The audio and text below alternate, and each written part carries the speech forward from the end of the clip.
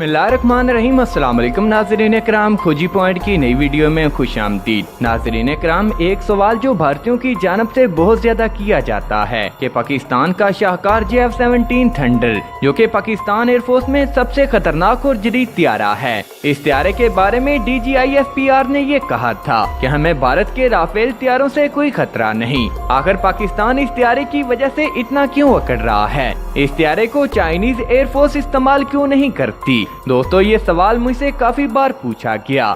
अब इस सवाल का जवाब चाइनीज पीपल लिबरेशन आर्मी के स्पोक पर्सन ने दिया है। उन्होंने ये भी बताया है कि चाइना इसको पहले क्यों इस्तेमाल नहीं करता था और अब चाइना इसके किस ब्लॉक को इस्तेमाल करने का इरादा रखता है।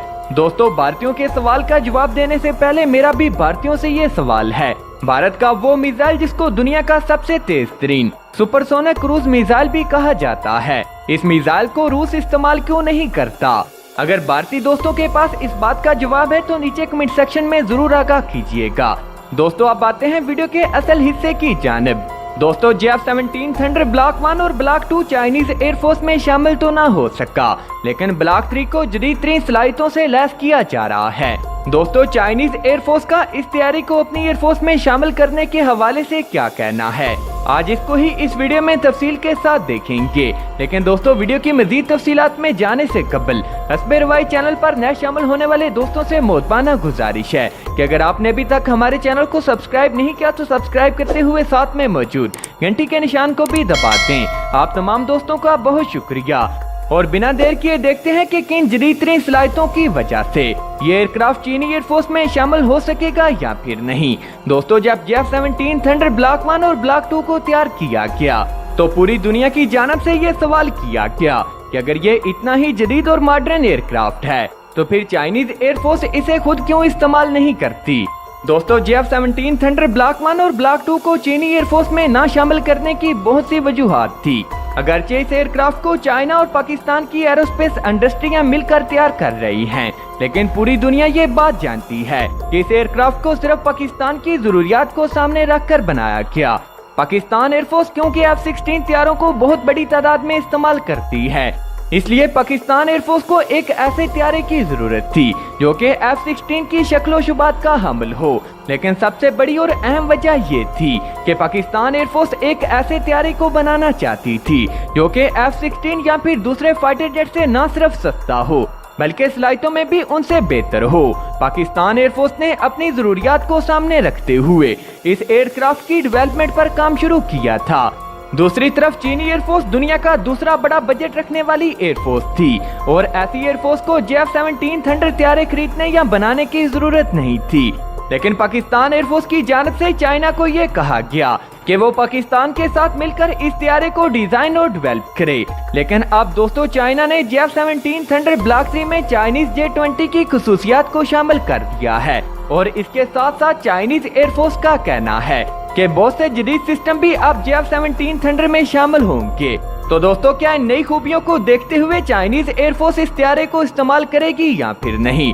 दोस्तों, यहाँ पर ये सवाल भी चाइना के स्पोक पर्सन से किया गया। तो दोस्तों, उनका कहना था कि JF-17 थंडर ब्लॉक 3 जो कि चाइना में इस वक्त टेस्ट किया जा रहा है, तो दोस्तों उनका कहना था कि JF-17 थंडर तैयारा उनकी तवक्कुआत से भी बढ़कर जदीद निकला है जो कि चाइना इस वक्त तैयार कर रहा है। ग्लोबल टाइम को दिए गए इंटरव्यू में ये कहा गया कि JF-17 थंडर ब्लॉक 3 को चाइनीज एयरफोर्स अपनी जरूरियात के मुताबिक इस्तेमाल कर सकती है, लेकिन फिलहाल ये फाइटर जेट पाकिस्तान एयरफोर्स के मुताबिक तैयार किया जा रहा है। अगरचे इस तैयारे में एवियोनिक्स इलेक्ट्रॉनिक सिस्टम और दूसरे जदीद सिस्टम चाइना के J-20 के लगाए जा रहे हैं, मगर इस तैयारे का इंजन और दूसरे मेजर इक्विपमेंट्स पाकिस्तान एयरफोर्स की जरूरियात को सामने रखकर तैयार किए गए। अगर चाइना इस फाइटर जेट को कभी एयरफोर्स में शामिल करने का इरादा करती है तो चाइना इस तैयारे को WS-13 इंजन से लैस करेगी। इसके साथ साथ इसके रडार और दूसरे सिस्टम भी चीनी एयरफोर्स की जरूरियात के मुताबिक डाले जा सकते हैं। दोस्तों, इस तैयारे के हथियार तो पहले ही बहुत ज्यादा खतरनाक हैं, इसलिए चीनी एयरफोर्स इन्हीं हथियारों से इस तैयारे को इस्तेमाल कर सकती है। दोस्तों, JF-17 थंडर ब्लॉक 3 में नए हथियारों को भी शामिल किया गया है। चाइना इससे पहले जो कि अपने स्टेल्थ हथियारों में इस्तेमाल करता था।